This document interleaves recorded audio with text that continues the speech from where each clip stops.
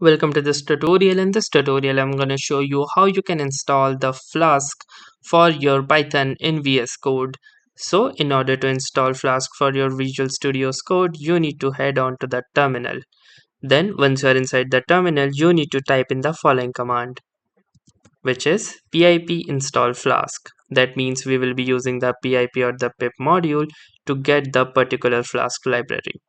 Then once you have typed in, simply hit the enter key and wait for the initialization process to begin. And here you can see that in my case, the requirement is already satisfied, and that means that the Flask module is already present in my system. But in your case, it will first try to collect all the packages by downloading them, and then it will install the packages and it will show a message that the library has been successfully installed into your system. So that's it for this video. I will see you in the next one. If you like this video, make sure to hit the like button as well. Comment on this video, share it, and don't forget to subscribe to our channel. Thank you for watching and have a nice day.